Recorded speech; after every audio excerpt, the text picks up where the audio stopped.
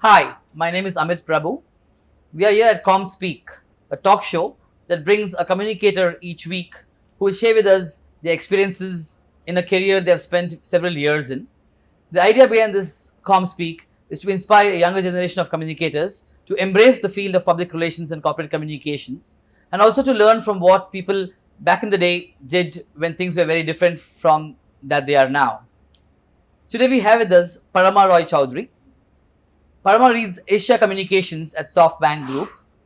She's a veteran communicator who has spent close to 3 decades both in journalism, public relations, public policy, and communications. Welcome, Paroma, to the ComSpeak show. Thanks for having me. So, Paroma, you started back in the day in journalism in the early 90s. You worked in print, and you also told me you had a stint in television as well.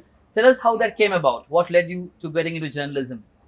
Like everything in my life, it's serendipitous.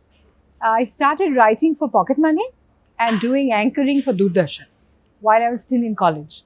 So I had good grades. So I always thought I would go into academics or write the IAS exams, the two standard things the humanities students did those days. But I started enjoying the process of writing. I spent a year in Calcutta on the desk. Then I went to Bombay. In the meantime, I had gotten married also. So I moved to Bombay when my husband went to Bombay. And then I did reporting for about a year. And I had my son. I had him really early 20s. And the only decision which I regretfully did was to switch to features. Because with a new baby, pretty much no infrastructure, very lousy pay, there was no way I could continue in news, which I wanted to. But I would say that Business Standard was fantastic as the first job. Right. And then it was another round of serendipity. I got a call from McKinsey. Okay. I mean, totally out of the blue, saying Right. that we've heard about you and we are interviewing for ISB founding team, Indian Okay. School of Business. And everybody knew about Indian School of Yes. Business in 2000. And when they were just setting up, 2001, Right. this was. And would you come and interview? So I remember having bought an outfit in CP and wearing it and going because I was so badly dressed. And then I got interviewed by a McKinsey team, including a partner. And I heard that Sumantra Ghoshal, who was the founding dean and from London Business School, Right. who's unfortunately now no more, Right. I had interviewed him from ET and he somehow remembered me. And he said, just go find this girl. I really liked her. Ask her what you would like to do. And that was my genesis I of, see. joining ISB. And they tell, what do you want to do? Like, you can do admissions, you can do career services, you can become a dean of students. I liked career services because it meant selling the school to corporates. And Right. I used to write on management and HR. So I had some background. So, And I left everyone. I left my husband, my son who was 8, and moved to Hyderabad. wow. Best year of my life. So, that's why I say my life Right. is serendipitous. And I came to Delhi. I interviewed with Pramod in his fancy farmhouse. And he had a huge reputation. I also have the fortune of inheriting very, very difficult bosses. Right. So Pramod had a reputation of being a very difficult boss who was fully justified, but I knew nothing. I had no corporate background. Right. So he asked me a bunch of stuff, and I was very caring. And then he said, why do you want to leave? You've just been there 1 year. I said, I don't want to leave. You called me, that's why I came. Wow. But anyway, net, Right. I got hired. And it was Delhi. It was doubling my salary. And it looked like a very interesting job on paper. It was essentially doing executive comms Right. and internal comms. Right. And internal comms in GE is very strategic. It is far more important than PR I'm sure. there. Right. GE worldwide doesn't talk to too many people. Yes. I never did. And those 4 years were amongst the most difficult of my life, but also the most challenging. I directly worked with Pramod, who is one of the most difficult people you can think of. Okay. But I learned so much in those 4 years Right. that, I don't think I would have learned with any other bosses. You're telling us your career journey. Twice you mentioned that Mr. Sumantra Ghoshal and then Mr. Tyagarajan found you to be smart with a couple of meetings. What goes into making someone like you smart? What is it that helps ordinary men and women become smarter than they are, that people like those want to have you on their team. If you are good at what you do, if you really try and be good at what you do, you build credibility. So how do the current generation of people watching the show decide to do things that make them good at what they do? So what are the 2 or 3 things that go into making someone better than what they are? Really put your best foot forward. I mean, do whatever little that you do. This is also my GE training. Whether you are organizing a dinner or you are writing a memo or doing a press release, please do the best that you can. We'll go back to HP. You said your HP job was not as exciting as GE, and then what happened? Then I got contacted by Airtel, and which I had no intent of taking up at that time. But then, it was getting me back to Delhi, and it was not through a headhunter. Right. Or was it through a headhunter? I don't even remember. I don't think any of my jobs have been through a headhunter. Right. Maybe the HP one was, yes. And so I come and I talk to a couple of people. I'd forgotten who I even talked to. I think Sanjay Kapoor or Manoj Kohli or Hemant. One meeting with Sunil. Right. I mean, who completely floored me. so I joined them. Nice. Not for the faint. I used to head all of communications, which is mobility, broadband, Right. and DTH and enterprise. It's a very large job. Right. From 4 people reporting to me, I went to 37 people reporting to me. Wow. It was not Doing for circle the communication faint. directors Exactly. and all that, yeah. It was not for the faint-hearted. Yeah.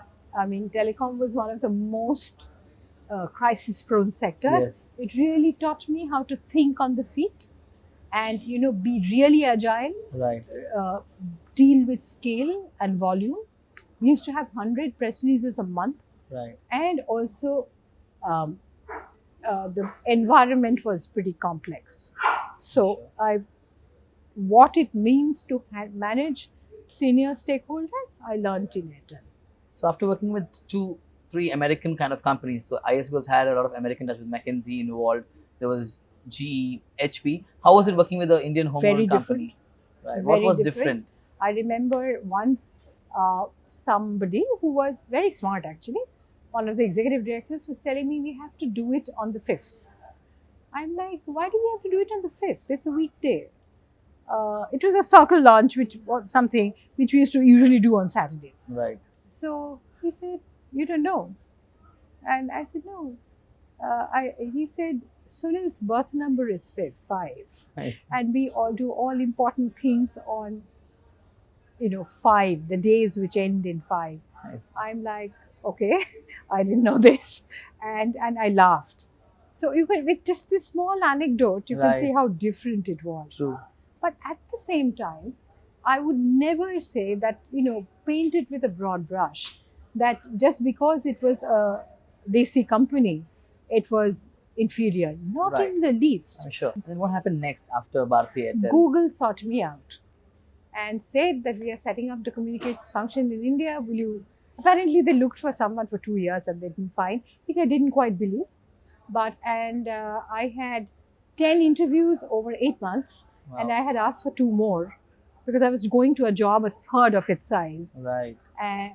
my job. Right. And so I talked to 12 people, and then they sent Wow. me flowers once I accepted. Oh, nice. So Google is not like any other company. I mean, Yes. they deserve every bit of the reputation that they have.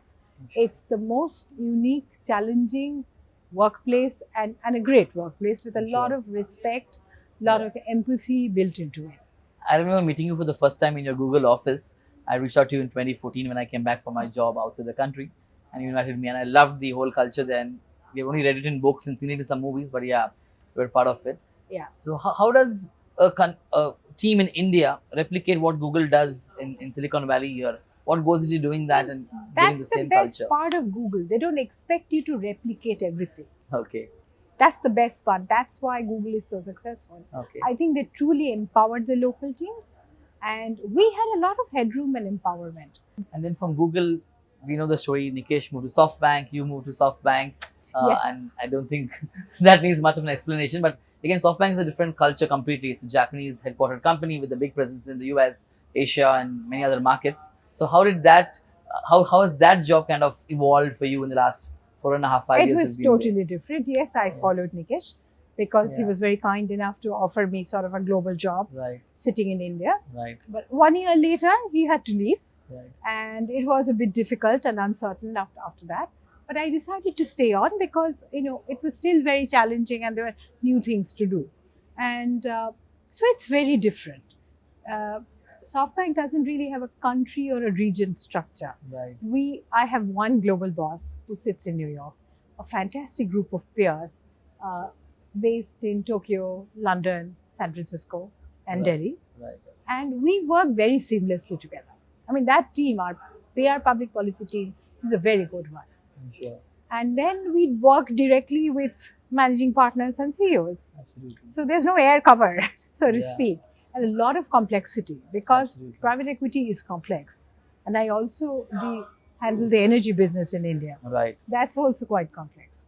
So Do you have to also deal with portfolio companies? portfolio and their companies. issues So and there are communication? three things that we do largely: Right, build and protect the SoftBank brand, right, do any of the manage the deal pipeline communication, and the third is the portfolio management advisory. right, So all three of them can be very challenging in their own ways.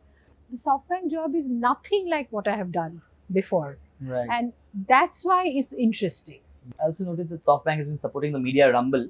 For a couple Yes. How does that dovetail into each other? Because Right. again, I mean, we always look at sponsorships more as partnerships, Right, and I think they do some really good work. right, And it's not a platform which attracts a lot of money, Yeah. but a lot of attention. Both positive and negative. I just think it's a cause of good journalism, and we need to. absolutely. I remember when you joined SoftBank initially 4 or 5 years ago, you were a very difficult portfolio company founder in housing.com. And he made news almost every day for the wrong reasons and really for the right reasons. So what's your advice for communication professionals who have to deal with such kind of interesting and publicity hungry bosses who are much younger than they are? What do you think is the advice you have? Founders are a different lot. Right, Most of them are really brilliant. yes, And so I think the trick is to harness that brilliance and make them do things that you want them to. right, And I also believe it firmly that if you bring credibility, you get a seat at the table with anyone. right. So in 2019 or 20, if you were to hire a youngster to be part of your team with 4 or 5 years of experience, what are the few things you look for in that youngster to be part of your team? I cannot hire someone who's 5 years. That was of more a experience, hypothetical question, but yeah. you can- because this particular job is extremely complex and volatile and global in nature. Right.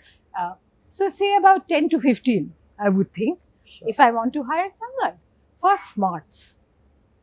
The ability to gauge an environment, understand your stakeholders, exceedingly important. Right, How do you build smarts? Be credible. right, Read. My biggest advice to this generation: please read. If you don't read, you don't know. yeah, And reading does not mean reading headlines on a device. right, Please read. Whether you read a Yes. newspaper in a print format or a digital format, who cares? right, Just read. yeah, Build knowledge, build information, and that contributes to your credibility. Be confident. What you are suggesting needs to come from a place of confidence. absolutely, If someone's confident, it's very difficult to set that person aside. right. Be candid. Your job is to be candid. So how do you spot someone being a credible person? How do you find that out? So back to the hiring question. So that Okay. person will have to have the smarts. Right, And also I put a lot of store by the confidence bit, because if you cannot hold your own, you won't be able to do a job like mine. right. Please Absolutely. learn to hold your own and learn to manage your stakeholders well. This is not something, I mean, there are other colleagues in the industry, I think, who are much better than me at that. But just like managing external stakeholders, you also need to manage internal stakeholders in a senior job. Right, That means understanding cultural nuances and being effective around them. true. how I behave in India will not work in Japan, Right. Right. or how you behave in the US may not work elsewhere. Yeah? When So- I meet you 3 or 4 times a year, an event or during an evening walk in a neighborhood. I've always seen you to be very calm, but I'm sure you're dealing with multiple storms all the time. So my question is, A, how do you manage to keep calm with all that's going on? Question one. Question two, what do you do to unwind after crazy days of work and multiple travels from Japan to the US to London to India?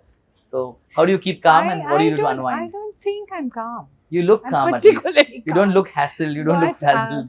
Yeah, I think I'm just too old and been around for too long to be faced by crisis. Right, Crisis happens, they pass. right, And again, I mean, if you're coming from a place of confidence and trust, you can weather a lot of things.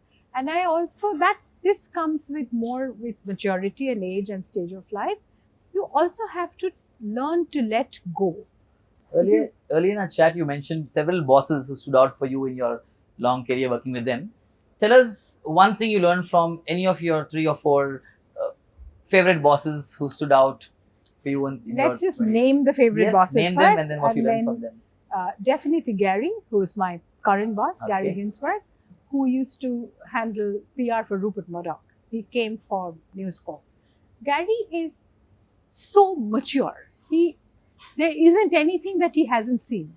Okay. So his every response is really thoughtful. And he would say, I trust you, you are empowered, go and do what you want. I mean, this level of trust for someone who works for you is pretty unique. I mean, he doesn't ask questions unless and until he absolutely has to. Right. Which we have a very, very good relationship. Right. Jessica Powell, the erstwhile head of Google Communications, who gave it all up and now runs her own shop, Right. writes and does a startup. I have not met anyone as sort of empathetic as Jessica. She knows 6 languages, Wow. an incredibly brilliant person, but she would take care of every team member. I still seek her out to talk Right. to. And I mean, if she can, she would meet me every time I go to San Francisco. Very rare to get people like that. And Rachel Wester, our global communications head in Google, Right. who's now the chief communication officer at Netflix. Right. Rachel is just one of the bravest people I know. Right. And from the business side, certainly Rajan, for remaining positive through every situation. Right. I mean, Rajan doesn't have a negative day. Even if he doesn't show it. His whole attitude is take the best from this situation. Right. What is the best that you can do? That's incredible. From Nikesh, the ability to push the envelope. He again was a very difficult and complex boss to have. Right. But once you gain his trust, it's for life. And Pramod, despite being so difficult, he really, really taught me the value of resilience. Right. So I would say, I've had a lot of Pramod Sinha, very good boss, Sumantra, a lot of people.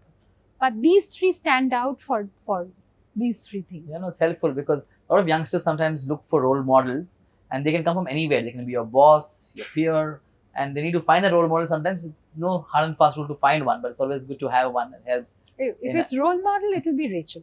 Okay. You missed answering what does Paroma do to unwind? Oh, I read. I'm a very prolific reader. I read. Right. I read everything that I can get my hands on, even a cosmopolitan, even if I don't have anything else to read. So I read a lot. Right. I have a bunch of very like-minded friends who Right. don't come from corporates. Yes. Writers, filmmakers, journalists are my core group of friends. Right. I like to spend time with them as and when I can. Those conversations are very intellectually refreshing, emotionally too. And music, films, I'm a great film buff. I used to be part of a film society in college.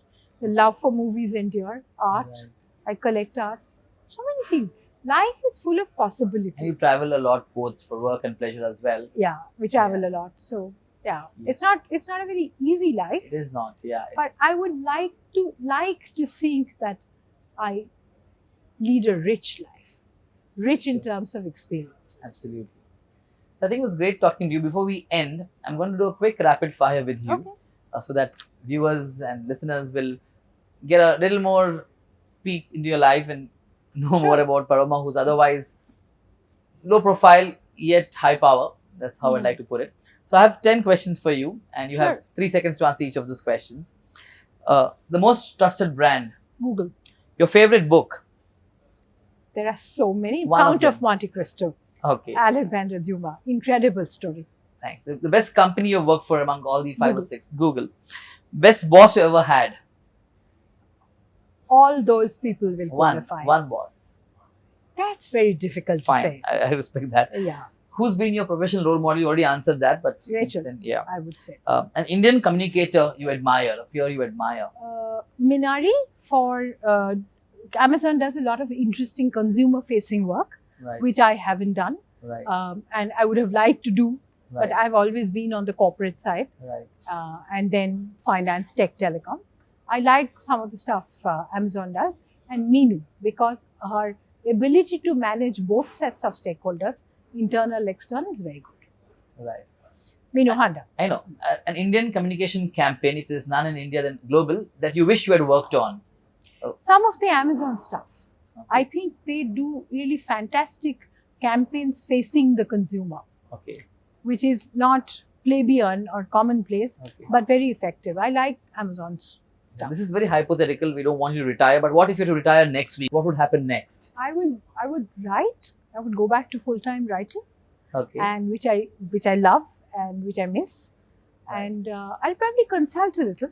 I already get a lot of offers to talk to people like this. Right. So maybe make something out of that. Nice. Consult and write and maybe just travel. Your preferred holiday destinations, since you said travel, where would you like to spend an entire month holidaying? Goa. Goa. I'm Goan by inclination. So, I like London because my son stays there. Right. So Goa and London. What is the motto you live by? I That's do fun. seize the day. Nice. Is there? Or Thanks. seize the moment, I would say. Thanks Carpe for diem. answering this rapid fire and the entire time we've had having this conversation. Is there anything else you want to add? Because viewers are going to be youngsters getting into the profession, founders who seek advice on reputation management, people in the profession who are looking for new ways to do better. Is there anything as final comments you would like to add, Paroma? Credibility, confidence, resilience. My 3 watchwords for a career. So thank you. It was lovely talking to you, Paroma, and we look forward to similar conversations with others from the Indian communications business in the future as well. Thank you once again for your time. It was great having Paroma Roy Chowdhury, the Asia leader for communications at SoftBank. We had a great chat, and I'm sure there's more one can learn from Paroma when you meet her off camera for coffee or just to catch up. And I've had many such interactions in the past as well, and look forward to many more in the future. Thank you for viewing, listening in. We'll have more such communicators in the future. All the best. Thank you very much for having me again. Thank you, Thank you. Paroma.